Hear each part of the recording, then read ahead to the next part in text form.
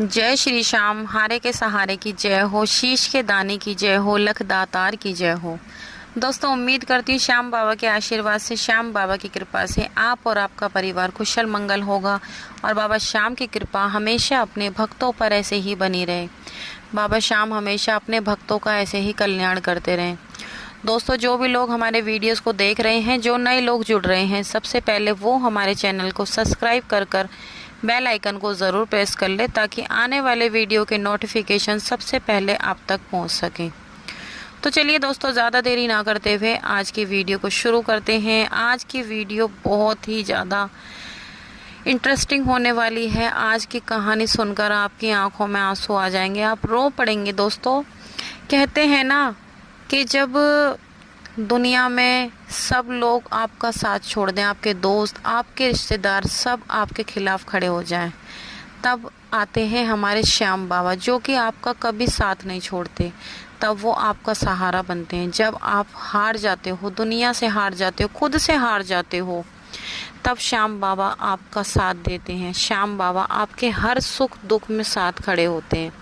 तो आज ऐसे ही दो भाइयों की कहानी लेकर आई हूँ, जिसे सुनकर आप रोने पर मजबूर हो जाओगे और श्याम बाबा पर आपको अटूट विश्वास हो जाएगा। आप आज की कहानी से जानेंगे कि श्याम बाबा कितने बड़े बड़े चमत्कार करते हैं।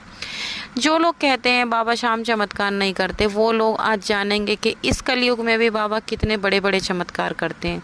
जो कहते हैं भगवान नहीं होते, आज उन्हें भी विश्वास हो जाएगा कि भगवान होते हैं। जो श्याम बाबा के दरबार चला जाए वो फिर कभी रोता नहीं है ज़िंदगी में। तो चलिए दोस्तों, शुरू करते हैं। आज की कहानी दो भाइयों की कहानी है, जिनका नाम उमेश और रमेश है। ये कहानी हमें रमेश ने भेजी है। तो आज की हम जो कहानी आपको सुनाएंगे, इस कहानी को आप अंत तक दोस्तों ज़रूर सुनना, और अगर पसंद आए तो वीडियो को लाइक करना, शेयर करना, साथ ही साथ कमेंट बॉक्स में जय श्री श्याम लिखना बिल्कुल भी ना भूलें। उमेश और रमेश दो सगे भाई थे और उनके घर में उनके माता पिता थे। उनकी कोई बहन नहीं थी, वो दोनों ही भाई थे। उमेश और रमेश दोनों भाई एक दूसरे से बहुत ज़्यादा प्यार करते थे। उमेश बड़े भाई थे और रमेश छोटे थे। अब जो उमेश जी की शादी हो चुकी थी, उमेश जी की धर्मपत्नी का देहांत हो गया था, जिस वजह से उमेश जी पूरी तरह टूट चुके थे। अब उनको अकेलापन महसूस होने लगा था, लेकिन वो फिर भी सब कुछ भूलकर अपने परिवार के साथ खुश रहने की कोशिश किया करते थे। अपने छोटे भाई रमेश को एक बाप की तरह प्यार देते, उनसे हर बात शेयर करते, हर बात बताते, उनसे हर उनका हाल चाल पूछते। ये जो उमेश जी हैं, इन्होंने अपना खुद का काम खोला हुआ था इलेक्ट्रिसिटी का, जिसमें ये एसी, फ्रिज, वॉशिंग मशीन ऐसा सामान बेचा करते थे। और इनके जो छोटे भाई हैं रमेश जी, ये भी काम में मदद किया करते थे, पर ये इन ज़्यादा नहीं, सिर्फ थोड़ा बहुत अपना हिसाब किताब जोड़ लिया करते थे, और या फिर अपना कस्टमर को हैंडल कर लेते थे। कस्टमर के साथ इस तरह घुल मिल जाते थे कि कस्टमर अगर इनके शोरूम पर आए तो वो बिना सामान लिए तो जाता ही नहीं था। रमेश की ऐसी आदत थी। रमेश एकदम मस्त मौला तरह के इंसान थे। ये अपना खा पी कर मस्त रहते थे, खुश रहा करते थे। और उमेश ने कभी भी अपने छोटे भाई को ऐसा महसूस नहीं होने दिया कि काम का कितना ज़्यादा बोझ उनके सर पर है।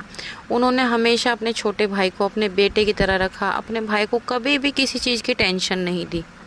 उमेश जी और रमेश जी का परिवार श्याम बाबा को बहुत ज़्यादा मानते थे। वो हर महीने श्याम बाबा के दर्शन करने अपने मम्मी पापा के साथ और दोनों भाई बाबा को धन्यवाद करने जाते। वो अपने घर में खुशी खुशी रह रहे थे। अब उमेश ने अपने छोटे भाई रमेश की भी शादी कर दी थी। रमेश की पत्नी का नाम था प्रिया। अब दोनों बहुत हंसी खुशी रह रहे थे। एक दिन उमेश अपना काम पर से आ रहे थे, उनके साथ बहुत बड़ा हादसा हो गया। उमेश जी का एक ट्रक से टक्कर होने की वजह से वहीं देहांत हो गया, जिसकी वजह से मानो उनका घर एकदम सदमे में हो गया। सब एकदम हिल चुके थे, सबको समझ नहीं आ रहा था कि आखिर क्या हुआ। और रमेश, जो कि हमेशा खुश रहा करते थे, कभी किसी चीज़ की टेंशन नहीं, खाना पीना अपना मस्त रहा करते थे, आज उनको ऐसा लग रहा था जैसे उनके सर पे से पता नहीं कौन सी ऐसी छत हट गई, छतर छाया हट गई। अब उनका क्या ही होगा, क्योंकि रमेश जी को काम का इतना ज्ञान नहीं था।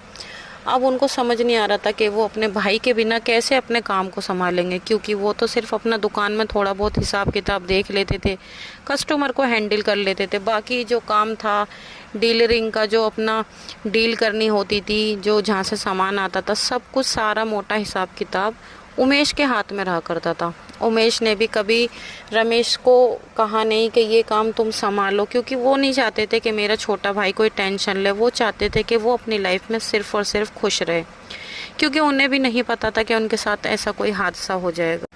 अब रमेश को कोई काम की जानकारी नहीं थी, वो पूरी तरह टूट चुके थे, बहुत ज़्यादा सदमे में थे, अपने भाई की चिंता में थे। उनको समझ नहीं आ रहा था अब क्या होगा, कैसे होगा। जैसे तैसे कुछ महीनों बाद उन्होंने अपने आप को संभाला, फिर वो अपने शॉप पर गए, उन्होंने काम संभालने की कोशिश की, पर उनको कुछ समझ नहीं आ रहा था कि कौन सा काम कैसे होना है, क्या करना है क्या नहीं करना, कुछ नहीं समझ आ रहा था, क्योंकि उन्होंने कभी ऐसा कोई काम समझा ही नहीं। उनका जो सिंपल जो काम था सिर्फ अपना छोटा सा दुकान का ही था, बाकी जो स्टॉक आना, कहाँ से कितना स्टॉक आना, किसका कैसे हिसाब करना, वो सारा कुछ उमेश के हाथ में था। अब रमेश को समझ नहीं आ रहा था वो कैसे करे कैसे ना करे, वो बहुत कोशिश के बाद भी उसको समझ नहीं आ रहा था। फिर उनकी जो दुकान की कुछ ईमानदार जो लेबर थी, उन्होंने रमेश की मदद करी, रमेश को बताया कि उमेश जी ऐसे ऐसे काम करते थे, इस काम को ऐसे करना है। उन्होंने काम को समझने में रमेश की मदद की, जिस तरह से रमेश को धीरे धीरे थोड़ा काम समझ आने लगा, और देखते ही देखते रमेश ने फिर काम को संभाल लिया। अभी तो लेकिन उनके साथ एक ही घटना घटी थी, उनके साथ फिर एक और ऐसी घटना घट गई। उनके कुछ ही दिनों बाद शॉर्ट सर्किट की वजह से उनके शोरूम में आग लग गई, जिसकी वजह से सब कुछ जल के तबाह हो गया था। रमेश जी दौड़े दौड़े गए और वहां जाकर देखा तो दुकान में कुछ नहीं बचा था, सब कुछ ख़त्म हो चुका था। अब रमेश जी पूरी तरह चिंता में हो गए, उनको रात रात भर नींद नहीं आती, टेंशन में रहते, ना वो खाना खाते ना पानी पीते, मानो जैसे जिंदा लाश हो गई हो। उनको समझ नहीं आ रहा था कि ये क्या हुआ। अभी अभी तो उनके साथ घटना घटी थी, उनका भाई उन्हें छोड़ के चला गया था और अब उनकी दुकान भी जल गई। वो फिर श्याम बाबा के पास गए, उन्होंने गुस्से में बोला कि बाबा, लोग कहते हैं आप हारे का सहारा हो, आप कैसे हारे का सहारा हो, आपने तो मुझे बर्बाद कर दिया। पहले तो मुझसे मेरा भाई छीन लिया, अब मुझसे मेरा काम भी छीन लिया। बाबा, अगर आप हारे के सहारे होते तो ये सब नहीं होता। जब भी रमेश ने अपनी जेब में से रुमाल निकाला और उसमें गांठ बांध के बाबा के सामने रख दी और कह दिया, बाबा अगर तुम में शक्ति है, तुम सच में हारे हुए का सहारा हो, तो ये गांठ मैंने बांध दिया। अब ये गांठ जब ही खुलेगी जब मेरा सब कुछ सही हो जाएगा, नहीं तो मैं कभी जीवन में तुम्हारी चौखट पे नहीं आऊँगा, कभी तुम्हारा नाम नहीं लूँगा। रमेश को गुस्सा भी आ रहा था और बाबा से अपने दिल की बात भी कह रहा था। ऐसा कहकर रमेश अपने घर आ गया। उसे बहुत ज़्यादा चिंता हो रही थी, अब उसको समझ नहीं आ रहा था कि वो कैसे करेगा। फिर वो अपनी पत्नी प्रिया से कहने लगा कि हमें ये घर बेचना होगा, इस घर को बेचकर मैं एक फिर से छोटी सी दुकान खरीदूंगा और फिर से अपने काम को खड़ा करूंगा।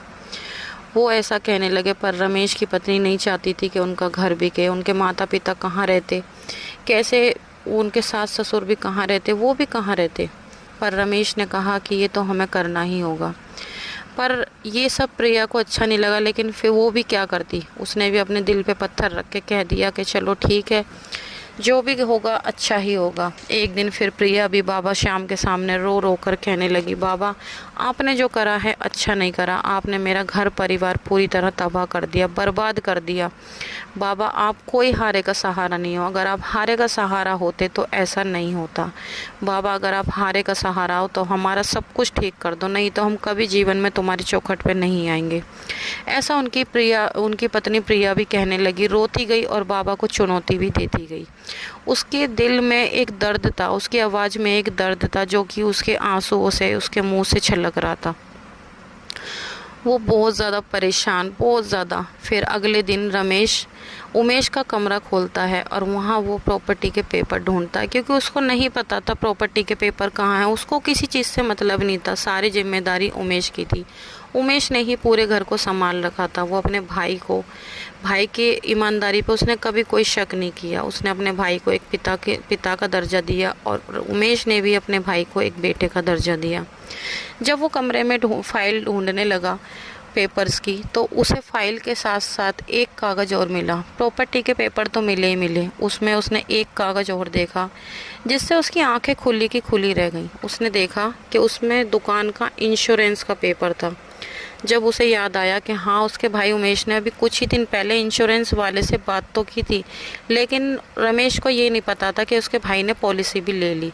उमेश ने भी इसलिए नहीं बताया था, उमेश चाहता था कि मेरा भाई अपने मज़े में रहे, वो कोई ज़्यादा टेंशन नहीं देना चाहता था रमेश को।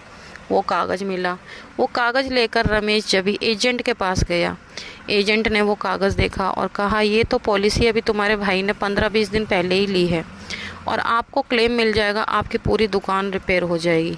वो इंश्योरेंस करीब करीब 4 करोड़ का था। अब ये बात सुनकर, ये कागज़ देखकर रमेश की तो मानो खुशी का कोई ठिकाना ही नहीं था। फिर उसने क्लेम के लिए अप्लाई करा। रमेश को क्लेम भी मिल गया और उसकी दुकान भी पूरी तरह रिपेयर हो गई, पूरी तरह फिर से दुकान उसकी खड़ी हो गई, फिर से उसका सारा सामान सब कुछ। अब की बार उसने आग बुझाने के सारे इंतज़ाम करवाए थे अपनी दुकान में। फिर रमेश ने श्याम बाबा को धन्यवाद कहा, उनसे क्षमा मांगी कि बाबा मुझे क्षमा कर दीजिए, मैंने पता नहीं ना जाने तुमसे गुस्से में क्या क्या बोल दिया। लेकिन रुमाल में गांठ बांधे हुए 5 से 6 दिन हुए थे। बाबा ने 5 से 6 दिन में इतना बड़ा चमत्कार कर दिया। रमेश ने कहा कि बाबा मुझे तो पता ही नहीं था, ना जाने ये कागज़ कैसे बच गया, कहाँ से बच गया, ना ही मुझे पता था कि मेरे भाई ने कोई इंश्योरेंस भी कराया। बाबा ये सब आप ही की कृपा है। और उसकी दुकान में सिर्फ़ और सिर्फ करीब 2.5 करोड़ का सामान था और उसको पूरे 4 करोड़ रुपए मिले, जिसकी वजह से आज उसने फिर से अपना शोरूम खड़ा कर लिया और वो फिर से हंसी खुशी रह रहे हैं और वो फिर से हर महीने श्याम बाबा के दरबार जाते हैं माथा टेकने। रमेश ने अपनी दुकान में एक छोटा सा मंदिर बनाया जिसमें श्याम बाबा की तस्वीर रखी है और उसी के पास में उसने अपने बड़े भाई उमेश की भी तस्वीर रखी हुई है। अब रमेश पूरी ईमानदारी के साथ अपने भाई की तरह पूरी मेहनत और लगन से अपने काम पर ध्यान देते हैं, अपने काम को पूरी लगन से मेहनत से करते हैं। तो ये थी आज की रमेश की कहानी दोस्तों। अगर आपको अच्छी लगी हो तो वीडियो को लाइक करें, शेयर करें, कमेंट बॉक्स में जय श्री श्याम लिखना बिल्कुल ना भूलें। कल मिलते हैं एक और नई वीडियो के साथ, जब तक के लिए धन्यवाद।